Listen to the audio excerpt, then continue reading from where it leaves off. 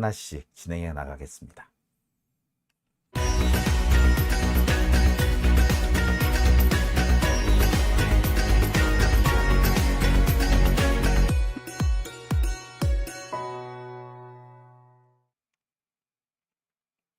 오밤중의 뉴스 함께하고 계신 지금 시각 11시 28분을 지나고 있습니다. 자, 제가 준비한 첫 번째 주제입니다. 제가 준비한 첫 번째 주제는요, 정치, 검찰, 친위 쿠데타 음모입니다. 자, 정치, 검찰의 친위 쿠데타 음모. 자, 이게 무슨 얘기냐고요? 자, 이런 겁니다.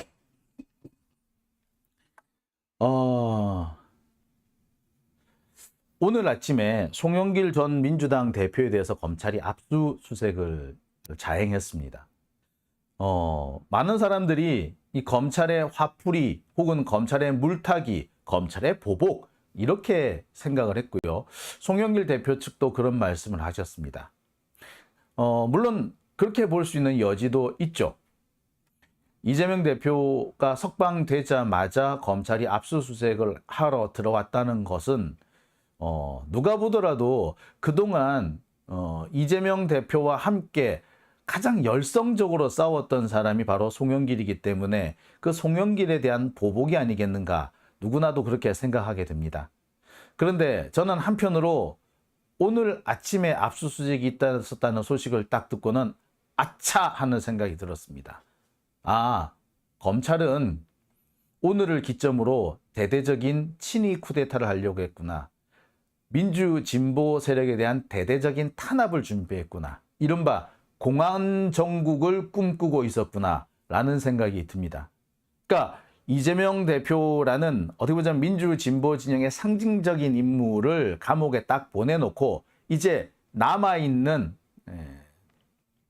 세력들을, 지도자를 잃었으니까 오합지졸이라고 본 거죠. 거기에 대해서 대대적인 탄압을 들어가려고 했다. 그리고 남아있는 장수 중에서 가장 독보적으로 돋보이는 사람이 송영길 대표였으니까 그 송영길을 치러 간다라고 생각했던 것 같습니다. 송영길 대표에 대한 압수수색은요, 대단히 좀 어처구니가 없습니다. 일부 언론에서는 마치 돈봉투 사건과 연장선상에 있는 것처럼 보도를 하고 있어요. 하지만 돈봉투 사건과는 완전히 별개의 사안입니다. 돈봉투 사건이란 건 그거 아닙니까? 결국에 송영길 대표가 자신의 그 당대표 선거를 앞두고 일부 대의원들한테 뭐 돈을 뿌렸다 뭐 이런 건데, 그거는 뭐 이성만 의원이라든지 윤성관석 의원 이런 사람들 선에서 마무리가 튀어버렸어요. 문제는 그 이후의 문제인데, 검찰이 이 돈봉투 사건 수사를 한답시고 송영길 전 대표 주변을 정말 이잡듯이 샅샅이 먼지털이를 했습니다. 그 과정에서 송영길 대표가 운영하는 외곽단체, 이 먹고 사는 문제와 평화연구소, 이 먹사연에 돈을 좀 거액을 기부한 사람에 대해서 샅샅이 훑은 거죠. 그러면서 제일 약한 고리를 찾았던 것 같습니다. 아마 여수에 있던 어떤 사업가인 것 같은데, 그 사람이 먹사연에 낸 돈은 전부 다 뇌물이라는 식으로 몰고 갔고요. 그에 대해서 압수수색을 벌이고 겁니다. 한마디로 말해서 별건 수사를 한 거죠. 돈봉투 사건과는 전혀 별개의 사건입니다. 검찰은 그랬을 거예요. 송영길 대표를 별건이든 뭐 잡건이든 뭐든 간에 일단 잡아놓고 나면은, 감옥에 보내고 나면은 어떻게 할 수 있다? 그 밑에 있는 다른 뭐 보좌관이라든지 이런 사람들은 알아서 불 것이다. 이렇게 생각했던 것 같아요. 검사들이 이런 짓 자주 합니다. 제가 검찰청을 출입하면서 꽤 여러 명의 검사들한테 들은 얘기예요. 자백을 받아내는 방법, 수사하는 방법 솔직히 간단하다. 잡아놓으면 된다. 자백을 안 한다? 그러면 그 윗선을 잡아놓으면 된다. 대장을 잡아놓으면 밑에 쫄따구는 알아서 불게 돼 있다. 그러니까 지금 돈봉투 사건이고 뭔 사건이고 간에 자기들 마음대로 잘 안 풀려나가니까 윤관석 의원이니 이성만 의원이니 이 선에서 더 이상 올라갈 기미를 안 보이니까 결국에 어떻게 한다? 다른 혐의로라도, 다른 어거지를 써서라도 송영길을 잡아놓고 나면은 뭔가 활로가 뚫릴 거라고 생각했던 거죠. 자, 이재명을 잡아놓고 난 다음에 또 송영길을 잡아놓겠다고? 자, 검찰은 오늘 그런 얘기까지 했어요. 조만간 송영길 소환한다고. 예, 바로 이재명 다음에 송영길을 잡았던 거죠. 자, 그 다음은 또 누구였을까요? 예, 저는 문재인 대통령이었다고 생각해요. 지금 감사원에서 뭐 하고 있습니까? 감사원하고 검찰하고 합작해서 뭐 하고 있습니까? 통계 조작 운운하면서 그 이상한 개소리를 떠벌리고 있죠. 그래서 마치 이것이 문재인 정부의 국정농단인 것처럼 몰고 가고 있습니다. 결국에 그 뒤에는 최종적으로 누구를 겨냥한 거겠습니까? 문재인 대통령이었던 거죠. 보세요. 그러면 이재명, 송영길 다음에 문재인이다. 그럼 어떻게 됩니까? 민주 진보 진영에 대한 대대적인 토벌 작전이었던 거예요. 이게 시작되려고 하는 겁니다. 이게 친위 쿠데타와 뭐가 다르겠습니까? 친위 쿠데타예요. 즉 윤석열 정권 지금 후쿠시마 오염수 방류, 양평 고속도로 그리고 이 최수근 상병권 이 건들이 겹치면서 극도로 나빠져 있는 여론을 반전시키기 위해서 이따구 장난질을 준비를 했던 겁니다. 아마 검찰은 이걸 통해 가지고 자신들이 선거 총선 때까지 쭉 여세를 몰고 갈 수 있으리라고 판단했을런지도 모르겠습니다. 아찔하죠. 우리가 이재명 대표의 영장 기각 소식을 받아들고 기뻐하고 있을 때 이들은 아마 속으로 혀를 차고 있었는지도 모르겠습니다. 내일 아침에 송영길 잡으러 갈 건데 영장이 기각됐네. 계획 틀어졌네. 요라고 있었을 것 같아요. 자, 우리는 오늘 아침에 무슨 일이 일어날지도 모르고 오늘 새벽 이재명 대표가 석방된 것에 너무 기뻤습니다. 그리고 우리는 이제부터 하나씩 정산을 해 들어가자. 수박들 이제 다 죽었어. 싹 죽었어. 라고 생각까지 했었죠. 그리고 한동훈 탄핵이야. 라고 했었는데 자, 우리는 정말 마음을 졸여가면서 이 순간을 기다렸는데 검찰은 되게 느긋했던 것 같습니다. 당연히 발부될 줄 알았나 봐요. 그리고 자, 내일 아침부터 보자 이 새끼들 하면서 칼을 갈았던 거지. 우리를 죽이려고. 아찔한 상황이었던 겁니다. 자, 정경심 교수님도 오늘 석방됐죠. 우리로서는 정말 기쁘기 한량 없었습니다. 정경심 교수 벌써 3년 넘게 거의 전체 형기의 80% 이상을 마치고 나왔습니다. 정말 제가 오늘 가슴이 무너지는 장면을 보았는데요. 하나는 바로 정경심 교수도 이재명 대표도 휠체어를 타고 나왔다라는 겁니다. 이재명 대표 휠체어 타고 나오시다가 구치소 정문을 나오시면서 겨우 일어서셔서 지팡이 짚고 나오셨잖아요. 정경심 교수도 휠체어에 실려서 나왔습니다. 건강이 그렇게 안 좋았다는 얘기죠. 우리 민주 시민들이 우리 민주 진영의 이 국회의원이라고 하는 사람들이 좀 제대로 똑바로만 움직였더라면 이런 일이 벌어졌을까? 이분들이 자신의 몸이 상해가면서 이렇게 탄압을 온몸으로 받아내야 했을까라는 생각을 하게 됐습니다. 자, 그런데 그 직후에 들리는 소식이 정말 충격적이더군요. 송영길 전 대표 주거지 등 압수수색. 자, 여러분 가만히 생각해 보세요. 압수수색을 오늘 새벽에 했어. 아침에 했어. 아침 대바람부터 했어. 그러면 이 압수수색 영장 언제 나온 걸까요? 오늘 아침에? 아니요. 적어도 어제 저녁에 나와 있었다니. 어제 저녁에 영장이 나오려면 언제 청구했다? 어제 오전에, 늦었어도 어제 오전에, 조금 시간이 빨랐다면 그제 이미 발부를 받아 놓고 있었던 거지. 그런데요, 그제는 월요일이죠. 경우에 따라서는 지난주에 이미 준비를 하고 있었다는 얘기입니다. 영장을 청구했다는 건 뭐야? 그 전부터 준비를 했으니까 영장 청구를 할 수 있는 거 아니야. 그죠? 서류를 준비를 했을 거 아니야. 그러면 얘들 애시당초 오늘 이재명 대표 이 영장 실질 심사에 맞춰가지고 송영길 대표 죽이려고 준비했다라는 얘기가 되는 거죠. 달리 생각해 보면 검찰은 이재명 대표에 대한 영장이 발부될 걸로 생각했다는 거지. 그래서 이재명 잡아놓고 다음에 송영길 차례로 넘어간다. 이 여세 몰아가지고 다른 사람들 다 죽이고 문재인도 잡아 가두자. 요런 작전을 세웠던 겁니다. 아찔하지 않습니까? 예. 야, 이놈 새끼들 진짜 대단해요. 정말 우리가 잠시 한눈이나 잠시 우리가 숨을 돌리기도 어려운 것 같습니다. 자, 그런데 그러고 나니 딱 떠오르는 게 있더군요. 자, 바로 그제 있었던 일입니다. 윤석열 정권이 검찰이 갑자기 뭔 얘기를 떠들어댔느냐 하면요.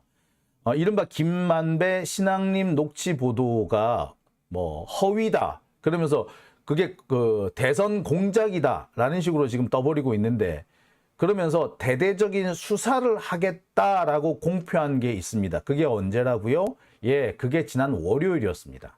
월요일 날 딱 맞춰가지고 대대적으로 이에 대한 수사를 하겠다.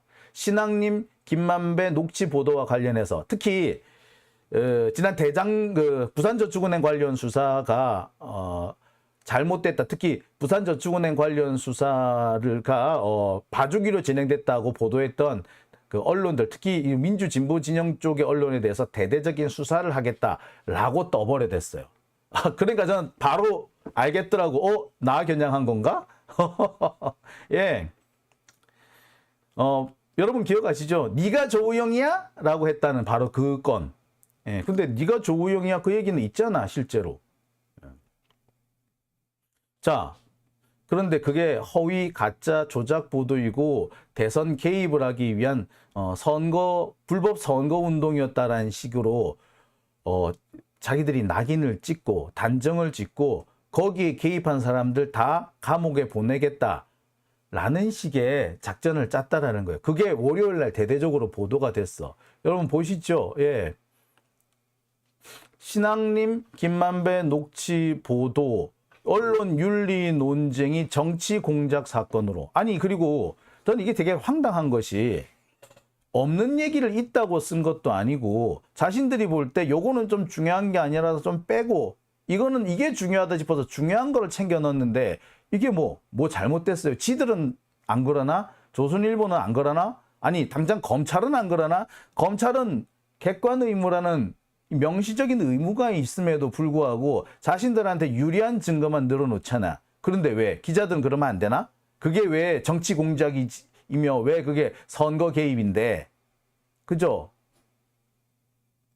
자, 이거는 사실 이런 어거지가 없는 거예요. 근데 이런 것들을 하겠다면서 대대적으로 수사를 하겠다면서 이미 지난 월요일 날 나왔었어요.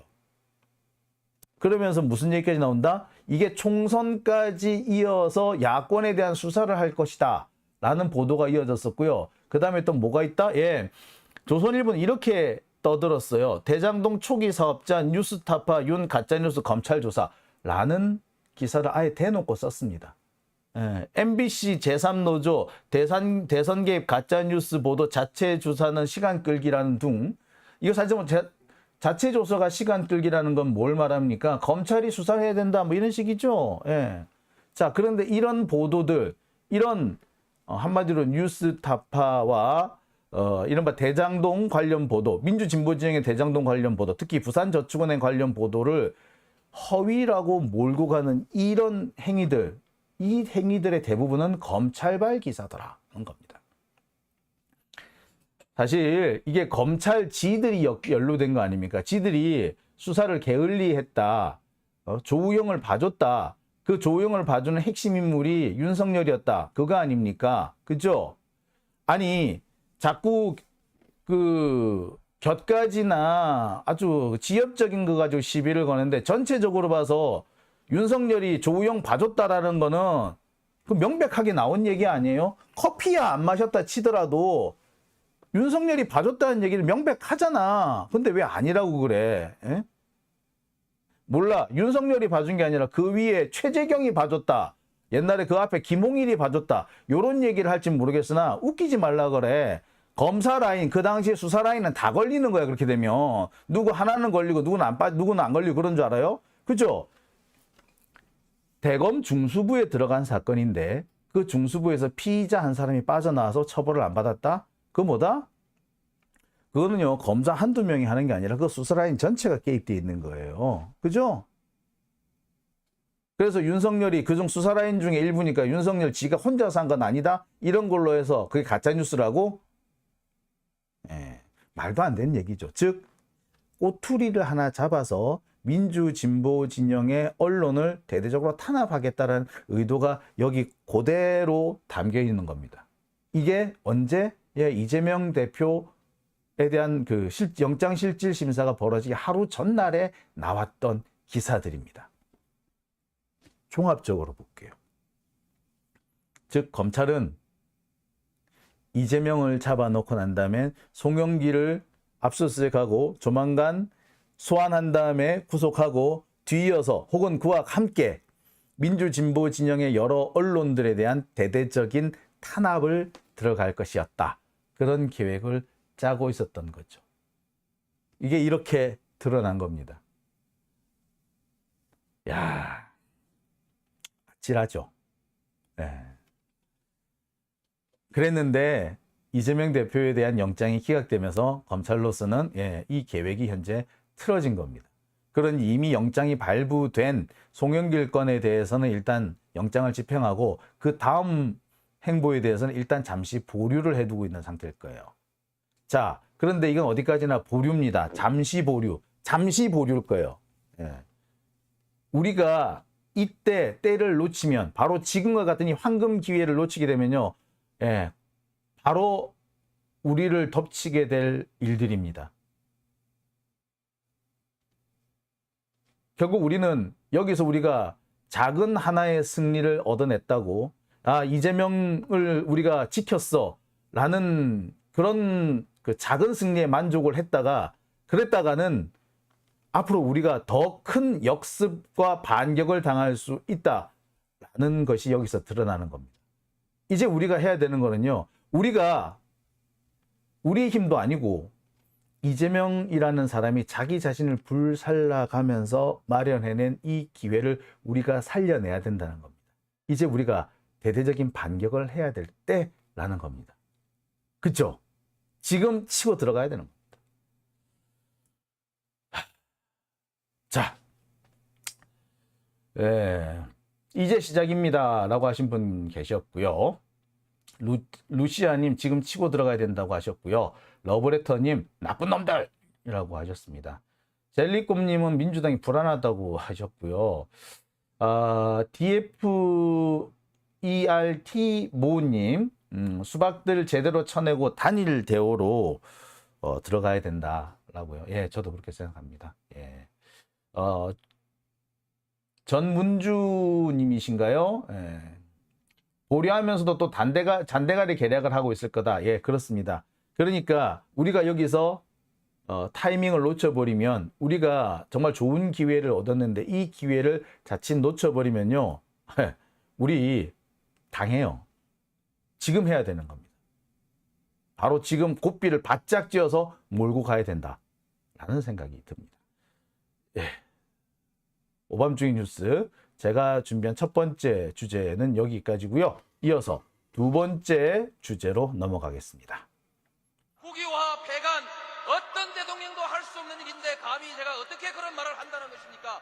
이치에 닿지 않는 말을 가지고 사람을 이렇게 몰약해서는 안 됩니다.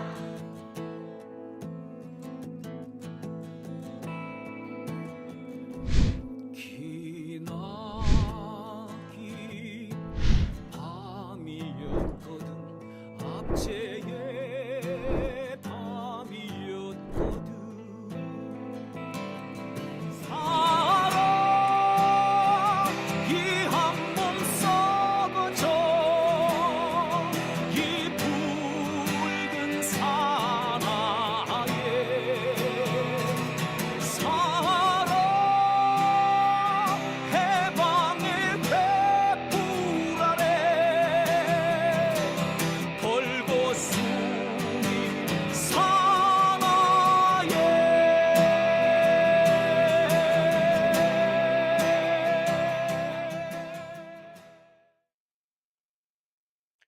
네, 오밤중의 뉴스 함께하고 계신 지금 시각